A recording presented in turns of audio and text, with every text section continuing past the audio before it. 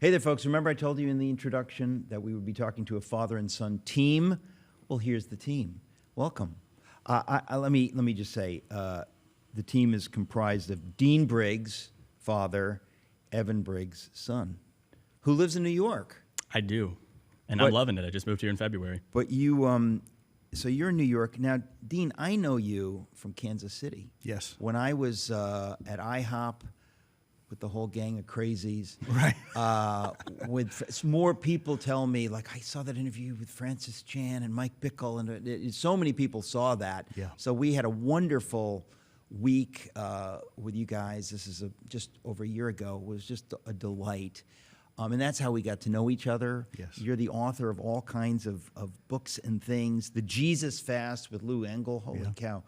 But you've done a new thing, and that's why we're here today, to talk about something called BraveQuest, a boy's interactive journey into manhood. So you and your wife are the parents of 8 kids. This is just one of them. You're correct? One of the many. You're just one of the 8. That's right. I just want to be clear that you're just one of the 8. But They can all have the tendency to think the world revolves around them. That's right. Yeah. That's right. They need a good beating or some kind of discipleship or discipline, whatever it is. That's what we need fathers for. So There was plenty of both in my case. But in all seriousness, you created this thing. I mean, describe it. What is BraveQuest, the boy's interactive journey into manhood? What is this? Sure. Well, for brevity's sake, I'll just try to say rites of passage have been a part of cultures, ancient cultures, for thousands of years. Almost every culture recognized we need a point at which to say our girls are women and our boys are men. And yet there are, those rites of passage are sadly lacking, for boys especially, in modern society. And so there's a men's movement and a father's movement, and there have been some ideas around how to knight your son, how to have a ceremony to kind of usher them in. But I just felt with 7 sons that there was more to do there. So BraveQuest, it's a new release, but I actually wrote it many, many years ago and just hand-printed copies of it to take each of my sons through a 50-day preparatory journey to, the short version is, it's 50 days of this that leads up to 3 days of roughing it with Dad, and then we come back and conclude with this gathering of men and this kind of knighting ceremony, and the sum total of that represents the rite of passage to welcome them into manhood. Okay, so I have to ask you, speaking as a father of a daughter, I mean, I'm almost glad I didn't have a son because I'd feel really guilty for not having done something like this because it sounds so wonderful. So where did you come up with this idea? I mean, this is a tremendously creative enterprise. It's one thing for somebody listening to this program thinking, well, I'd like to do that. I'm going to order a copy of BraveQuest by Dean Briggs. But there was no BraveQuest by Dean Briggs. What got you to the point where you said, I'm going to invent this and write this? I mean, it's an amazing thing Certainly. that you did this. As a Christian, I have to believe that the Lord was prompting me, that God was all right, putting that's an the idea. easy, cheap theological answer. We all know the Lord did it. And let me go out on a limb. The Lord created you. So we know that. So there's really thousands of years of history in this idea. To set yourself up that I'm going to create this thing, that's amazing. Yeah.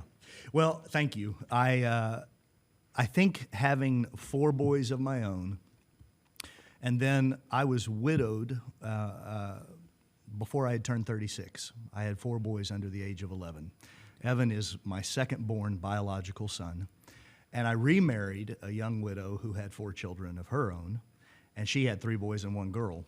So I found myself in the middle of my life with 7 sons, and I aspired to be an invested father, an emotionally connected father, and somewhat of a cultural observer. And I could just see the trends were not in favor of young men finding their voice, finding their place, and being called to actually become men. 50 years ago, the statistic was that the majority of men were married by age 22, 50 years ago. That number's not the case anymore. And we have, in our culture, increasingly found ways to infantilize are young men and delay their maturation. And so we have aged out boys that we call men. You have a 30-year-old living in their parents' basement, which sometimes is a necessity. I get that. But you have a 30-year-old, and by virtue of their age, we say they're a man, but they haven't actually lived as a man for any of their life. Smoking weed and playing video games all day is not your idea of manhood. Well, if they get enough badges in Call of Duty, I think that counts. Oh. No, listen, of course what you're saying is right, and I have to joke because everybody knows this is true. Mm-hmm. And there's a lot of reasons. I was talking with David Berlinski about this recently. What happened in the culture, roughly in the 60s, that kind of destroyed a lot of things that were there, that were in place, even in American cultural life. And that every culture, as you said, has felt the need. I mean, Jews have the bar mitzvah. Correct. But you're quite right. Native Americans, Greeks, the ancient China, all of them. Everybody. Yeah. It's kind of basic stuff. Right. But so you saw that this didn't exist, and you said, let me take a crack at this. So right. What in the world did you come up with here? Well, so just to unpack that a little further, the physiology of a young lady naturally signals her coming of age. The menstrual cycle begins. There's a more obvious sort of progression physically, emotionally. Women mature emotionally, verbally, relationally, typically several years ahead of boys. And in modern society, you might have a driver's license, you can vote, you can buy alcohol, and you lose your virginity. Those are all kind of the secular rites of passage. But again, none of them relate to maturity. They're all just the passage of time. So as a former pastor, I pastored for 11 years. I've been in ministry for over 3 decades. And looking at my 7 sons, I tried to ask, what can I do to put them in their own story in a way they'll engage in? A lot of boys don't like to read. They don't like to overly emote about, son, tell me how you're feeling. So what's a creative way to engage them in their own story and as a discipleship tool to prepare them for the issues they're going to face in this very, very strange world?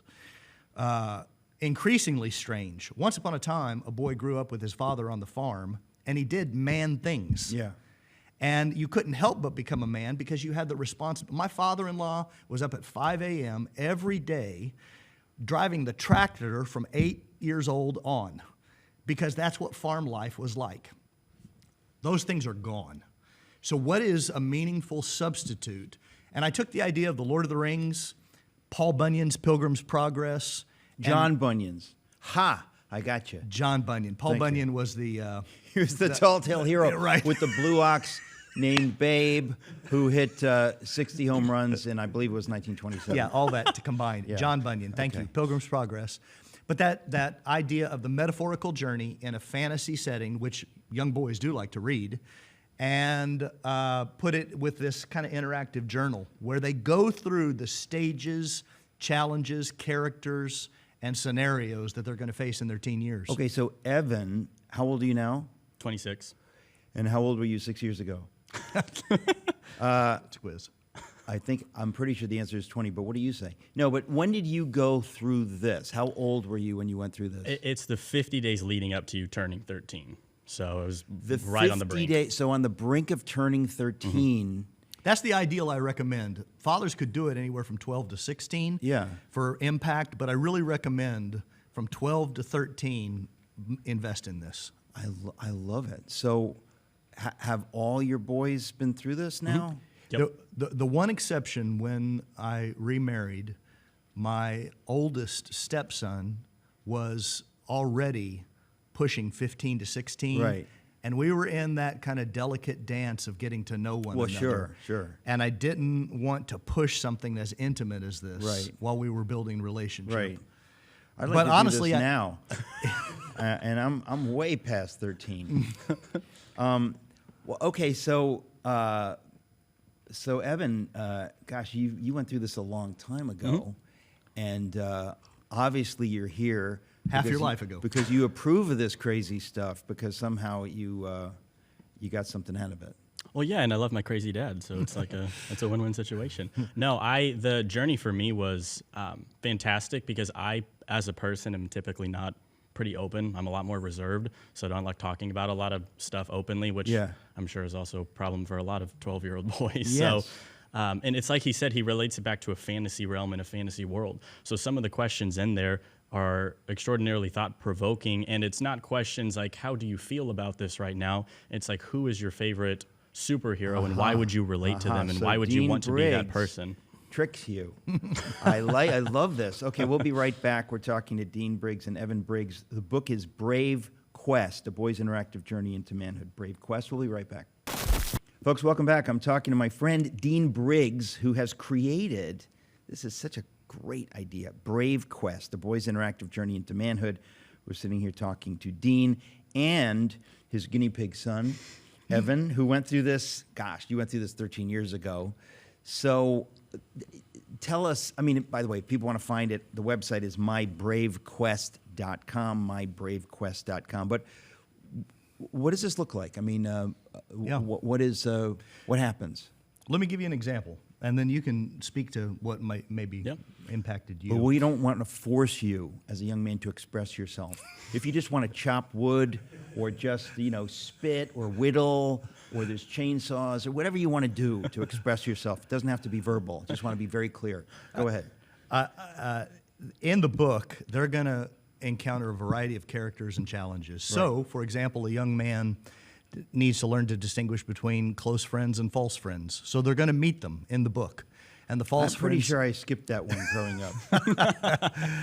there's a place called Adverse City where they have to undergo the taskmaster and hardship, and they discover how they react to that and learn character through that. They encounter the Valley of Curves, where there's this seductive person called Miss Terry. And all of these things, right? This is what a boy has to learn. How do I frame my own life, understand the challenges ahead of me that they don't know they're coming? So the book becomes, like you can see on the book, my name's not on it. But if you open it up, the very first page, this is the journey of blank into manhood. They're going to sign their own name, and they're going to be the author of the book. So that's what makes it interactive. And along the way, every day for 50 days, it's just a 2 or 3 page reading, but it ends with an open-ended question because they find themselves in peril, in a challenge, in a difficulty. They find themselves dreaming about their future, thinking about obstacles they've overcome, and they have to actually that's the journal part of it. So it's in a fantasy world, in a parabolic fashion, but it engages them in crafting their own life. Who do they want to be? I'm just amazed that you came up with this idea. It just sounds like an amazing idea. So you said it's 50 days leading up to one's 13th birthday. Ideally, doesn't need to be. That's the ideal. It sounds to me like this would be fine to do at 14 or 15 or 16. Honestly, I'm just fascinated by the whole concept. But so this is new. This just came out officially. I mean, you've been doing it in your family for all these years, but you've only recently shared this with the world. Right. Just released it this month. This month, mybravequest.com. That's the best place for people to find it. Mybravequest.com, yes. Okay, so talk us through this. Well, yeah, so you need a very hands-on father, obviously, to do this. This is not this something is part of what's unique about this system. Yeah. The book adds an anchor point for the experience of the son, but I am, if people go to mybravequest.com and sign up, I'm going to give the fathers downloadable resources that walk them through everything they need to do. So it's a real how to build a catapult. I'm just wondering preferably, what is in there. A what? A trebuchet. I don't know what that is. What is a trebuchet? It's a more powerful catapult. Besides being a joke on this stupid program. But so I encourage fathers, start early. Like with all my kids, at 8 years old, I said, when you turn 13, something special is going to happen. And I would remind them of that so that there's this building sense of anticipation. At 11, I give them a pocket knife. At 12, we have the sex talk. And all along, I'm telling them, they're looking forward to this. This is coming. This is coming. Listen, that's a big part of this, actually. It's the anticipation. That's wonderful. The sense that I'm going to become something. So then the book I encourage 50 days before, ideally the 13th birthday. Again, you can do it 12 through 16. I shared this with another man. He said, I want to do this as an adult. Yeah. I want to do this, retroactively and see how I would respond. Yeah. But so then the 50 days is walking them through that. Meanwhile, the father's getting very practical tools on how to construct a 3-day getaway with their son. And that's at the end of this. Right. So this culminates in a 3-day getaway. Right. 2 or 3 days. It can be expensive if you have the means. It can be very cheap if you don't. And I tried to do something unique with each. So Evan and I went jet skiing. Another son and I went four-wheeling. Another son and I went dog sledding. Another son and I went whitewater rafting. Don't hit the table because the audio engineers will hit me. You went dog sledding? Yeah, in Michigan. It was. I was going to say, I know you didn't do that in Kansas. Yeah, miserably cold, but it was awesome. Sledding? Yeah. So the point is, me and my son, we get away and we have these experiences. And along the way, I'm building in these micro experiences that are part of the challenge. Listen, men want to be challenged. Participation trophies don't work. But isn't that interesting how true that is? I mean, if you talk about why is Islam growing in prisons, young men want challenges. They don't want to say, it's all by faith, just believe. It's like, what do I have to do? Right. Do this, pray 5 times a day. We love challenge. It's a bizarre thing, but God made us to love being challenged, and that's part of what courtship is about as well, Absolutely. right? I want to win the love of someone. These ideas were once, baked into the culture in various ways, and since they've evaporated, we have to recreate we need them. to put them back. And so BraveQuest does that. We're going to go to a break, but we're talking to Dean Briggs and his son, Evan Briggs, and you can go to mybravequest.com. In fact, I recommend that you go to mybravequest.com. Just a fantastic idea. We'll be right back. Welcome back. Talking to Dean Briggs, the author of BraveQuest, A Boy's Interactive Journey into Manhood, and a former boy, his son, Evan, now a man, who's been through this. Does this have an explicit faith element, or is this for pretty much everybody? Because I know you're a man of faith. We are men of faith, we three. But is that something that this would work for anyone? It is written to undergird courage, integrity, truth, certain all generic of which classical are out of fashion in the modern church, right? Ironically, so it would work for anyone, but it is especially meaningful to a believer. Yeah. Well, I love it. It's kind of funny because I can see, it's like when Promise Keepers was a thing in the 90s or whatever, there are always these nattering nabobs of negativism, to quote William Safire, who they get nervous by the idea of men being men. And I honestly, my response is to just ignore that. I think answering, when somebody says like, you're a Christian nationalist or you're a toxic masculine, I think the better part of wisdom with regard to that is to ignore it rather than to answer it. Yeah. It's like, look, you don't understand. You're not going to get it. Just watch. And, you can find out that Evan didn't turn into some toxic monster. But it's kind of funny that we have to deal with that today. And that's kind of why we're here, because those voices have gained a lot of purchase in the culture, and they just don't get it. Let's be honest, they don't get it. Well, there seems to be a massive disconnect. It seems like everyone has forgotten that a strong bad man has no reservations about the use of his strength. And so it takes a strong good man to stop a strong bad man. And so you can focus on the toxic masculinity of a strong bad man, but we need to raise strong good men. No, look, it's to me it goes without saying, and it's just ridiculous. And most people who live in what I like to call reality, they get that. Yeah. But there are these voices, against that. They're just so triggered by this. But I really feel that it needs to be said that often ignoring those critical voices is the best path forward, because you can't answer a fool according to his folly. And I really do think that oftentimes Christians cast their pearls before swine. We're told, Jesus tells us, don't bother.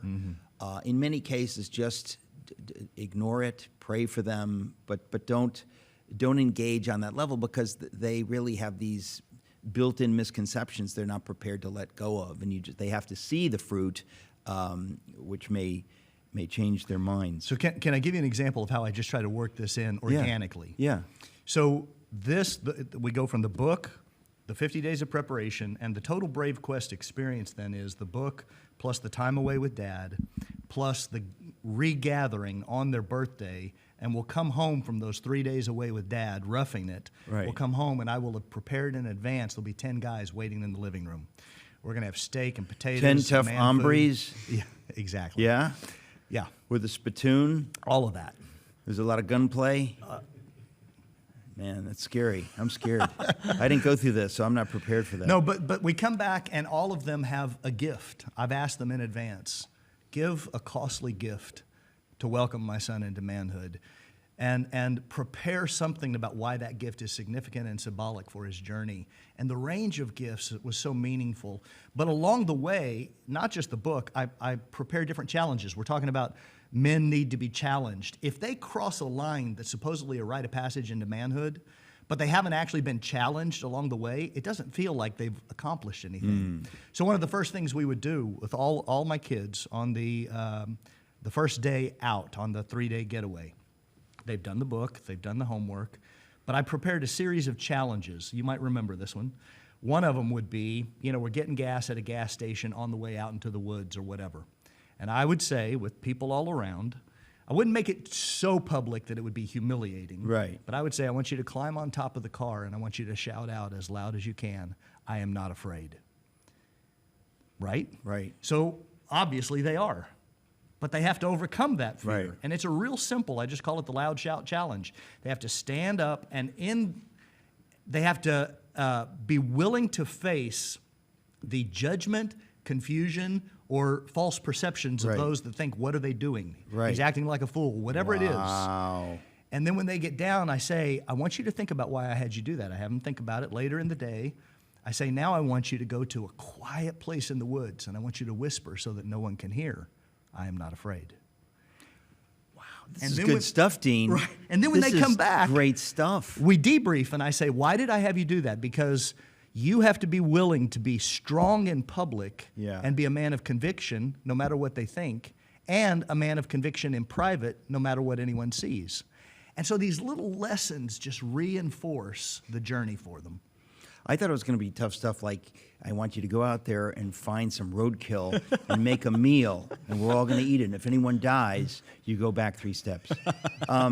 Okay, so it's because you're so good at this, you really are so gifted that you've created this. I mean, it feels like it wants to be a movement, like you want people all across America to do this. But it's interesting because, I mean, I could see you doing this for others besides, your kids. Your kids are all older, your boys. But it just feels like something that people would sign up for that. I mean, if I were a dad of a 11-year-old, I'd be, champing at the bit to say, well, I can't wait to do this. But it's almost like I'd want to do it with you, or that you would train other people to do this, because this is a lot.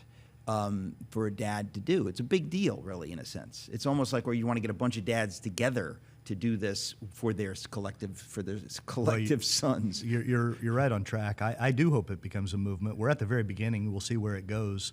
But that's why I've collected those resources. I put the schedules, the suggested activities, I put it into a resource for fathers, the challenges, all the ideas. Yeah. I kind of packaged it in an easy way for fathers to replicate. And then I'm looking at experimenting in churches with groups of dads and their sons. There's homeschool co-ops. There's just a lot of opportunities here. Definitely. Homeschool co-ops, church groups, because it is something that I think, you're particularly obviously gifted in creating this kind of thing, but and you were saddled with these 7 boys. You had to do something. But most people, it just seems like a little bit challenging. Like, wow, I don't know if I could, do this all myself. Obviously, the book is designed to help. You can go to mybravequest.com to check it out. We'll be right back with Dean and Evan Briggs. Don't go away. mybravequest.com. So, Evan, are you just here as a prop? What's the story? You were involved in that. You lived this. I did. I lived through it and I survived. And you survived? I survived but all the roadkill. But it's just such an amazing thing that you did this, and here you are now living in New York City doing stuff or whatever. But what do you say to young men? There are, I know that there are 11 and 12-year-olds who listen to this program. It's just kind of funny. I mean, it just seems, if I were 11 or 12, I would just be dying to do this. I'd be like so psyched. Yeah, well, it was amazing because I got to watch younger brothers go through it, older brothers go through it, and especially, I guess this more applies to families that are larger, but when you see older brothers go through that and walk into their journey of manhood, you're so excited to be the next person in your family line that does that.